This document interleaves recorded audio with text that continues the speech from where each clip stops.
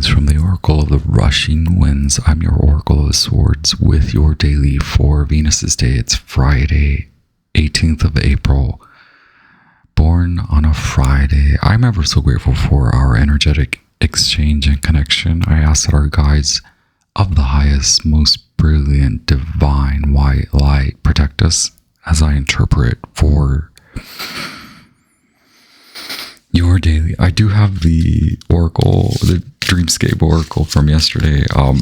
Thursday message was so 9 of Cups, Jupiter and Pisces. What a crock of... I think Mercury is tired of being in Pisces. Neptune is well over being in Pisces. Mars has now gone into Leo. Thank you.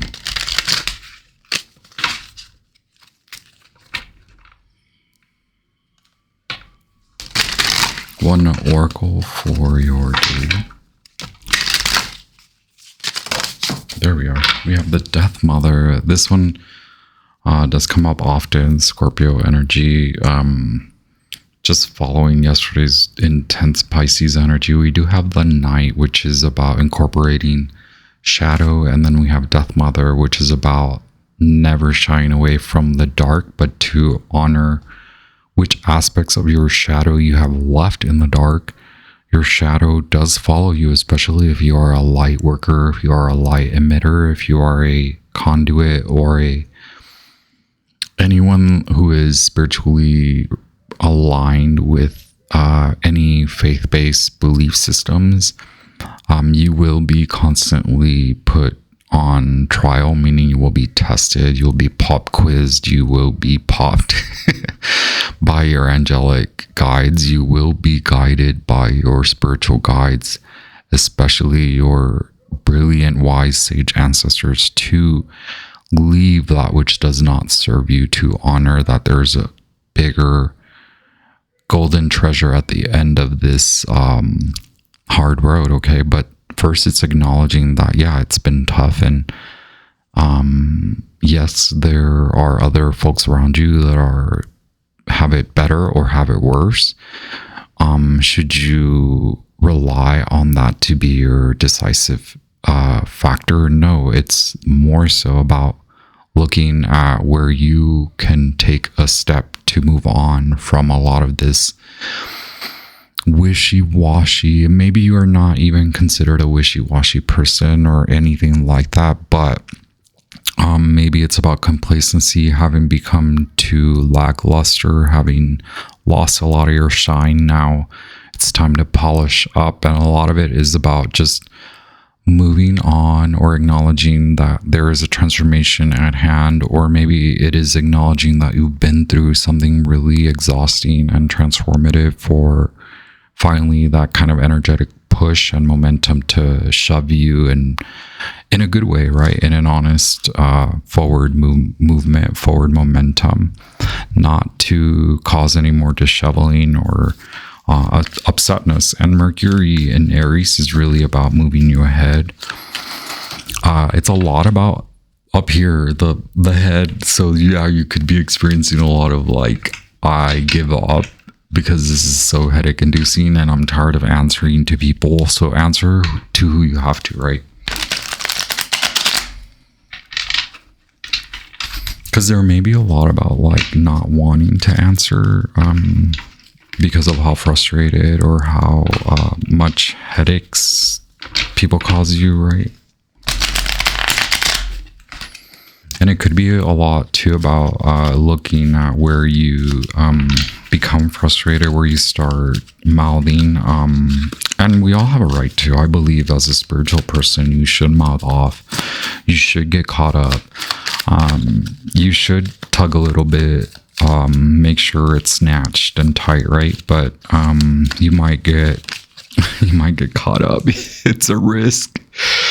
You've been taking risks where you don't want to, where you know you shouldn't. You've learned, okay? And now you want to take a risk where it matters, where the reward, will be fruitful. It'll be auspicious, okay? But it's really about taking the risk to honor that you're no longer scared, okay?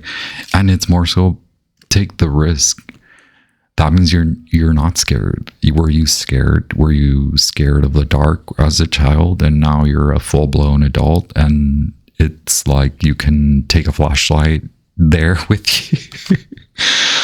A lot to say about self-control and not letting your frustrations take over. Okay, a lot of Aries energy. Here's Mercury in Aries and Pluto in Aries, so perhaps you are of a scorpionic millennial.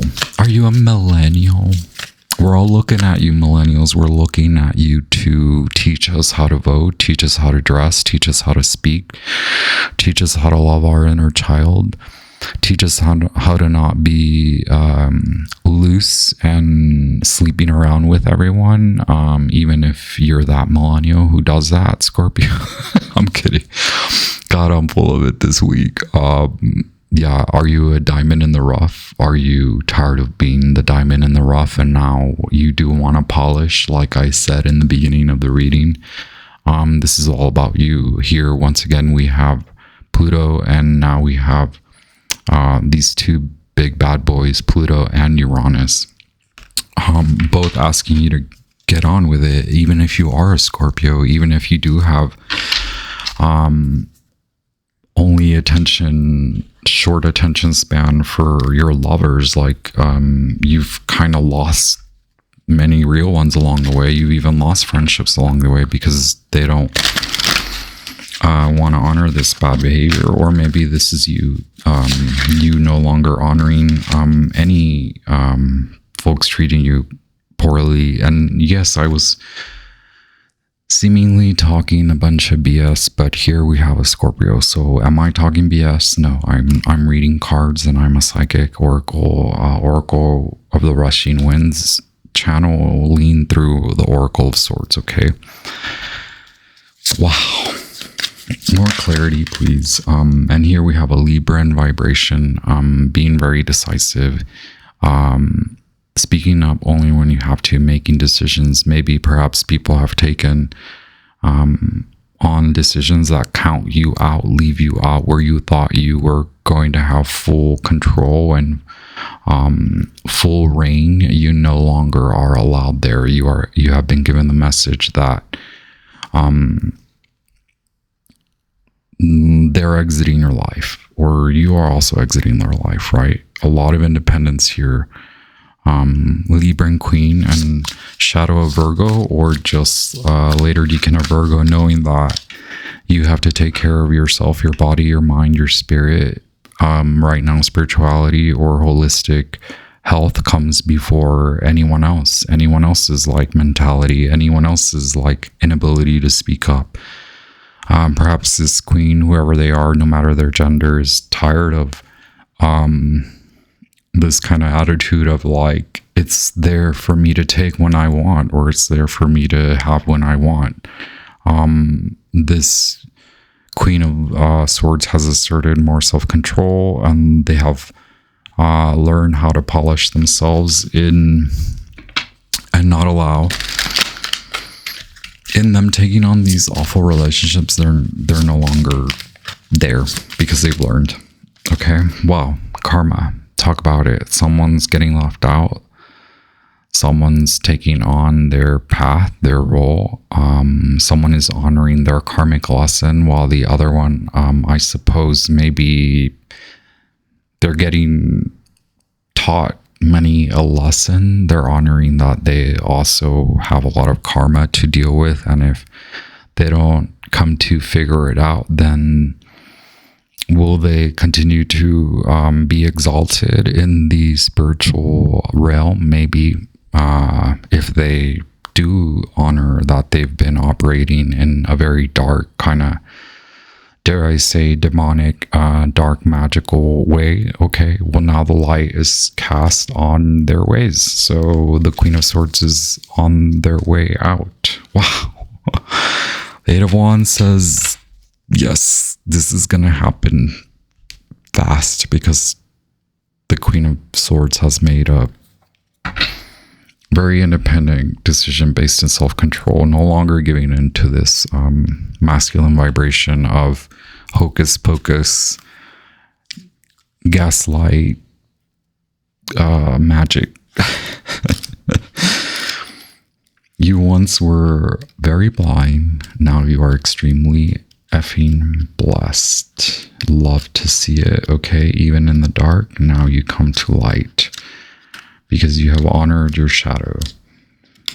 Can we have the night? The Death Mother says you are feeling tied down to something that no longer serves you. Free yourself. They work silently and steadily under cover of the moonlit skies, drawing spirits out and sending them on to the next stage of their journey. Congratulations, you are being ushered fast, rushed into your new spiritual journey.